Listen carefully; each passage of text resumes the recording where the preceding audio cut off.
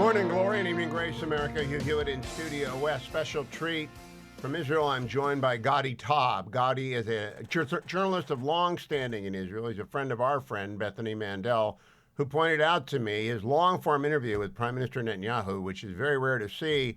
Luckily, the Hebrew had subtitles, so I was able to read along. Gadi Taub, welcome to the program. Would you start off by telling the audience your background in journalism in Israel? Hello, Hugh. Yes, it's a pleasure to be here. And I'm actually trained as a historian of the United States, actually. My PhD is from Rutgers University. And I started by writing fiction and nonfiction. And then politics sort of pulled me in, and things are so tumultuous in this country that it's hard to raise your head above the everyday occurrences. So I find myself doing a lot of journalism and a lot of long form interviews. Well, I have two divides into which our 11 minutes can go. First, the interview with the Prime Minister. It revealed to me what I had long suspected. The divide between Joe Biden increased as his infirmity and cognitive difficulties increased, and his team really separated. And the Prime Minister confirmed that to you. Is that a fair statement for the American audience to hear? Absolutely. I think the Prime Minister was extremely frustrated with the behavior of the Biden administration, both personally and, of course, above all, nationally, because there was an inevitable clash that's been brewing for a while between the Obama doctrine of the Middle East and Netanyahu's view of what Israel should focus on, which is Iran. And the Biden administration, being a continuation or a third term for Obama, tried to appease Iran and create what they call regional integration. When you ask yourself, what is there to integrate? Apparently, you are supposed to integrate a neo-Nazi genocidal regime which is striving to get a nuclear weapon.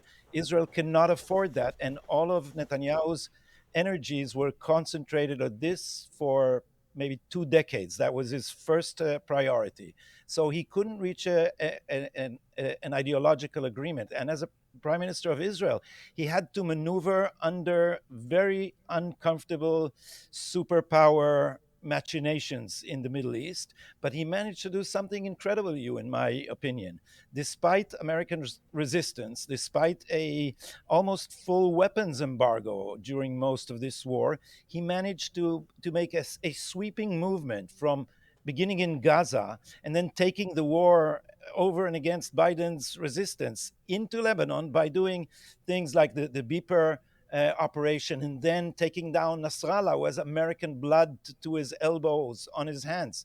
And therefore, he managed to roll this war and get it all the way to the outskirts of Tehran. And in the end, after he left Biden's strategy of the Middle East, or his team's strategy, or Blinken's strategy, or Obama's strategy in shambles, then Biden took credit for curtailing Iran's power. But it was done against American resistance. Well, the easiest to remember moment of idiocy on the American side is when Vice President Harris said she'd studied the maps of Rafah and Israel can't operate in there. Yeah. And that simply was the peak pressure moment, and Israel didn't bend. This week I had on Douglas Murray, who's written this fascinating new book on democracies and death cults. Douglas, like me, Gentiles. We love Israel because it's our strategic ally of his country, the United Kingdom, my country, the United States, and they are with us in everything. Did the average Israeli feel betrayal by the United States in the course of its traumatic 18-month war, which is still ongoing? It's a very complicated question, because the press here is like the American press. It's completely biased and left-wing, and it was supportive of the Biden administration's attitude, which undermined Netanyahu. Because what the left here wanted was they actually cheered, as strange as it may sound to American ear, they were actually rooting for Kamala Harris to win against Trump, because in their view, they've lost the hope of convincing the Israeli public to return to the two-state solution track. And what they still hope to achieve is completely dependent on America forcing our hand. So they hoped that there would be a woke, progressive American administration which would force Israel to make concessions to the Palestinians. Most Israelis, especially after October 7th, think that that is suicidal. So the press loved Biden, but Israelis gradually understood that he's not exactly our friend. I must tell you, I'm a pundit on Channel 14 often, and I have my own conservative podcast. And from the minute Biden landed here, I said, don't be fooled by this rhetoric. This is not our friend. And when he said don't, he also meant Israel. Don't invade Lebanon. And we had to invade Lebanon. Very And perceptive, everybody, Gotti.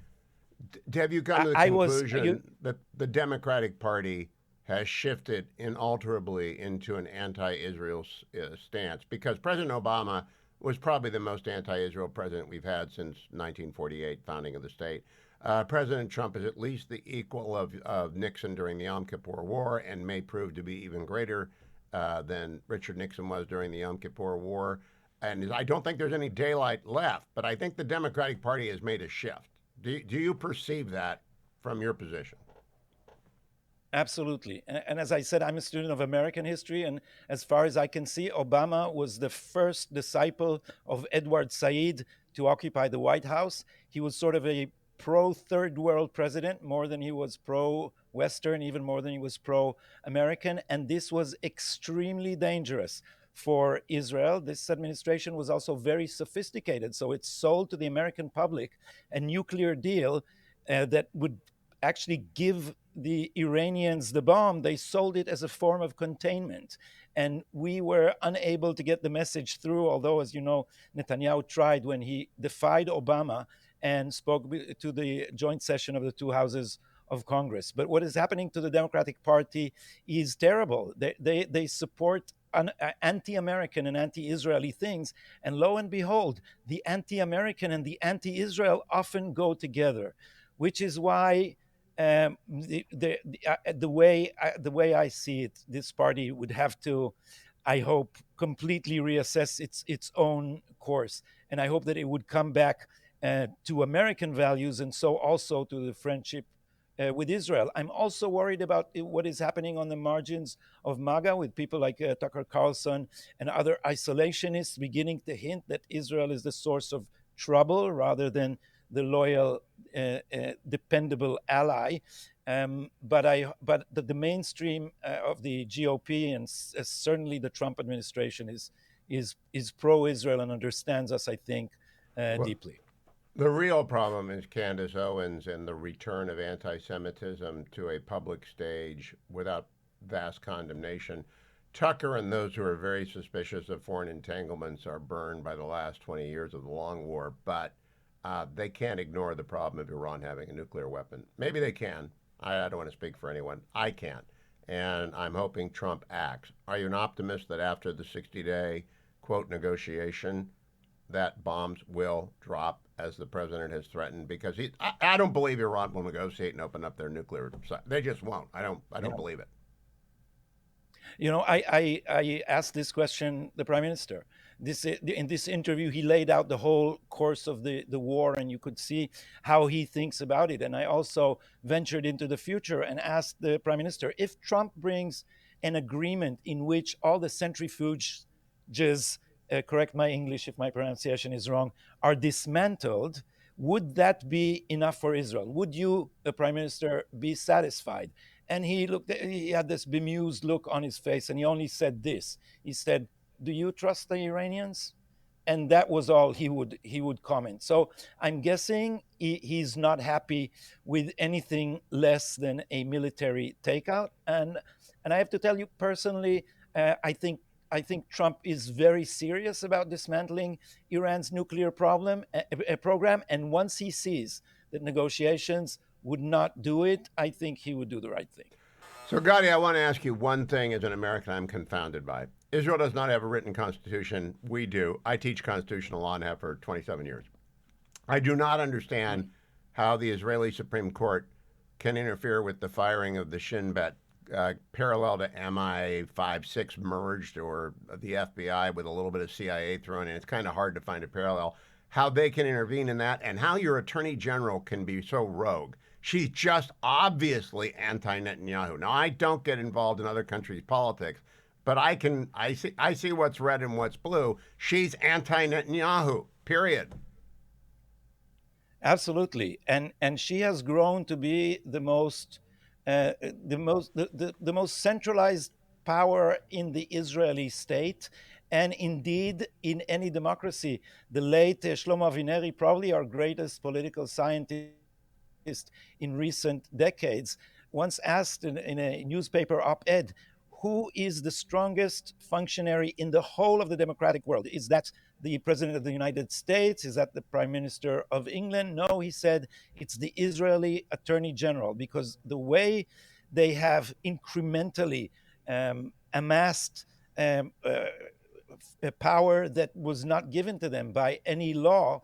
The combination of the Supreme Court and the Attorney General, who is also the legal counsel to the executive, has become, she can override any decision of the executive. And the way they did it, you is it's hard to explain the whole process. But think only about this: she's the Attorney General. She holds the last word on prosecution in Israel, and she's also the legal counsel to the executive. So now ask yourself, what happens if anyone in the executives defies her?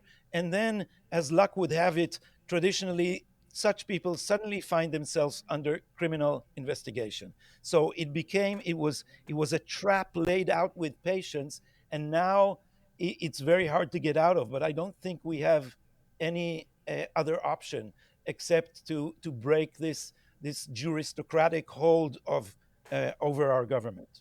I like that phrase, juristocratic hold. I'm going to borrow that. I'm going to steal that, Gadi. I want people to go and follow you on Twitter at GADITAUB1, and I will post a link to the interview with Prime Minister Netanyahu, which does have great English subtitles. And I appreciate your time. I hope you will come back in the future. Thank you. It was a pleasure to be on your show. It was a pleasure to have you. Thank you.